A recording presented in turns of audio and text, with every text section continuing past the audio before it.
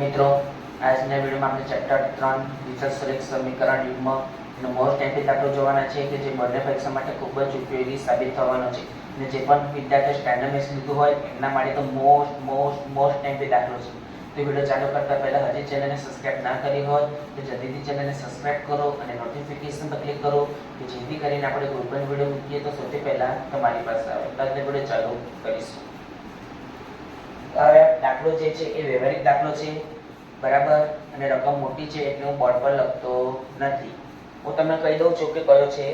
સ્વાધ્યાય 3.3 એમાં પ્રશ્ન નંબર 3 નો છઠ્ઠો દાખલો. ચાલો તો સ્ટાર્ટ કરીશું. 5 વર્ષ પછી જેકબની ઉંમર તેના પુત્રની ઉંમર કરતા 3 ગણી હશે. 5 વર્ષ પહેલા જેકબની ઉંમર તેના પુત્રની ઉંમરથી 7 ગણી હોય તો તેમની વર્તમાન ઉંમર શોધો. હવે ઉંમર તો આપણને ખબર નથી તો આપણે ધારી લઈશું. તો લખીશું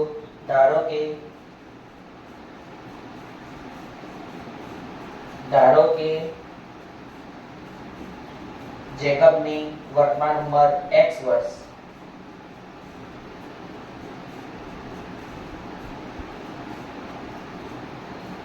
અને તેના પુત્રની વર્તમાન ઉંમર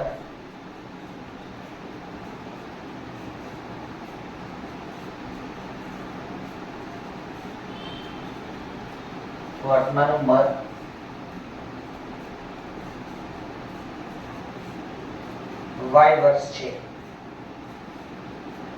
તો 5 વર્ષ પછી જેકબની ઉંમર, પછી એટલે સરવાળો અને પહેલા એટલે બાદબાકી. યાદ રાખજો. શું? ફરી એકવાર, પછી એટલે પ્લસ અને પહેલા એટલે માઈનસ. તો અહીં શું કીધું છે કે 5 વર્ષ પછી, તો 5 વર્ષ પછી જેકબની ઉંમર શું થાય? x + 5 વર્ષ. તો લખીશું કે 5 વર્ષ પછી જેકબની ઉંમર x + 5 વર્ષ અને તેના પુત્રની ઉંમર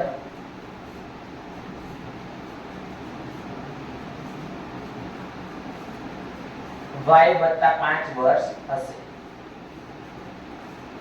પરંતુ 5 વર્ષ પછી જેકબની ઉંમર 5 વર્ષ પછી જેકબની ઉંમર તેના પુત્રની ઉંમર કરતા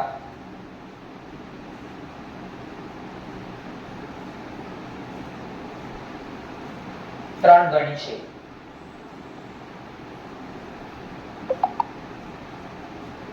પાંચ વર્ષ પછી એટલે x + 5 જેકબની ઉંમર તેના પુત્રની ઉંમર કરતા 3 ગણી છે. તેના પુત્રની ઉંમર કરતા એટલે 3 કૌંસમાં y + 5.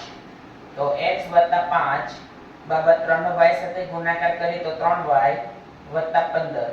તો x 3y પ્લસમાં છે તો માઈનસમાં, 5 પ્લસમાં છે તો માઈનસમાં. તો માટે x - 3y = 10.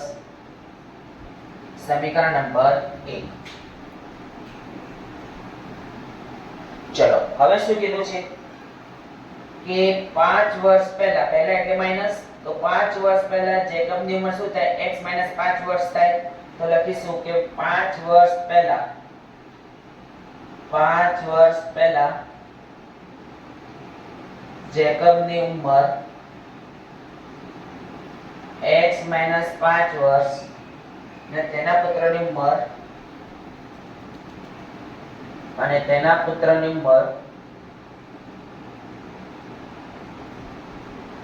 y - 5 વર્ષ હતી.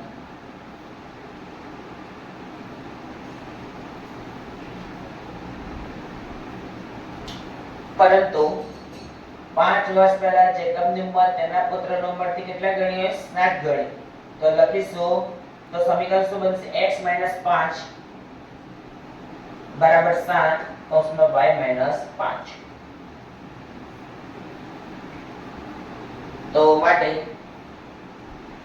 x - 5 બરાબર 7 ગુણ્યા y તો 7y - 35.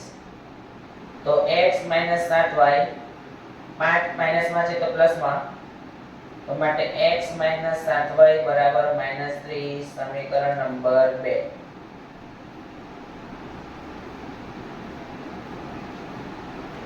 ચલો હવે બે સમીકરણ છે, આ બંને સમીકરણને આપણે પર્ટિક્યુલર કીધું છે કે કઈ રીતે ગણવાનો છે દાખલો. હા કીધું છે કઈ રીતે ગણવાનો છે, આદેશની રીતે. એટલે આ દાખલો આપણે કઈ રીતે ગણવો પડે, આદેશની રીતે જ ગણવો પડે. ભાઈ તમે લૂપની રીત કરીને આવો તો ના ચાલે. આદેશની રીત કીધું હોય તો આદેશની રીત જ કરવી પડે, લૂપની રીત કીધું હોય તો લૂપની રીત કરવી પડે. પણ બંનેમાંથી એકે ના કીધું હોય તો તમને જે ઈઝી હોય, ઈઝી લાગતી હોય એ રીત કરવાની. ઓકે, તો હું બે સમીકરણ રવા દઉં છું, બીજું બધું ભૂસી કાઢું છું.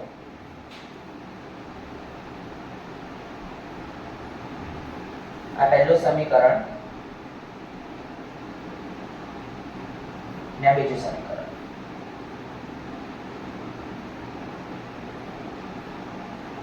ચલો એટલે ભૂસી કાઢું છું.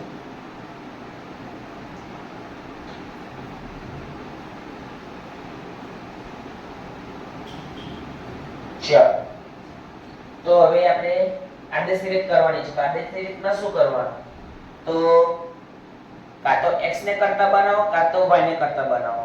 રાઈટ, એ આપણને ખબર છે, એ વસ્તુ ખબર હોવી જોઈએ કે લૂપની રીતમાં શું કરવાનું અને આદેશની રીતમાં શું કરવાનું. જો તમને ખબર હશે તો તમને દાખલા ઈઝીલી આવડી જશે, પણ નહીં ખબર હોય તો તમને નહીં આવડે. રાઈટ, તો આપણે એ લખીશું, હું સમીકરણ 1 માંથી x ને કરતા બનાવું છું, તો 3y માઈનસમાં છે તો શેમાં જશે, પ્લસમાં. હવે આ જે આપણે x રૂપ બનાવ્યું છે આપણે સમજીશું સમીકરણ 2 માં. તો x બરાબર 10 વત્તા 3y એ સમીકરણ 2 માં મૂકતા જ્યાં x દેખાય ત્યાં 10 વત્તા 3y મૂકવાના. તો 10 વત્તા 3y માઈનસ 7y બરાબર 30. તો 10 પ્લસમાં છે તો માઈનસમાં જશે, તો 3y માઈનસ 7y તો માઈનસ 4y બરાબર 20. આ માઈનસ નું પહેલી સાઈડ ધકેલીશ તો 4y બરાબર માઈનસ 20. તો માટે y બરાબર માઈનસ 20 છેદમાં 4.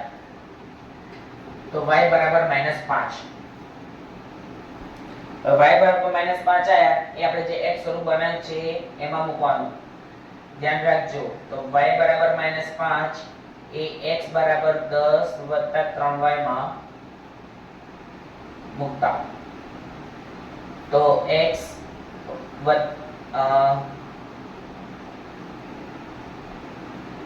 બરાબર 10 વત્તા 3 y ની જગ્યાએ માઈનસ 5.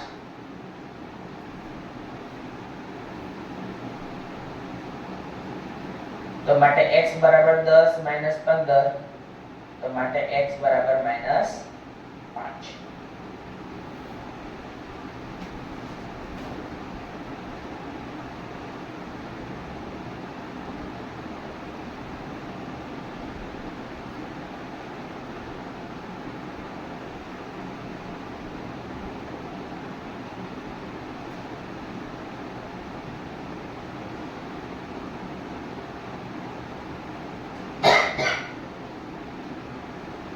अरे माइनस 30 હતું, સોરી.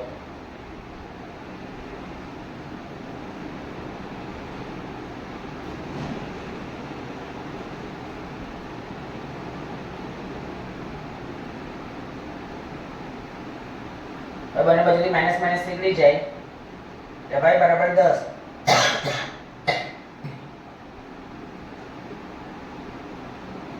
ચાલો એમાં y બરાબર કેટલા છે 10.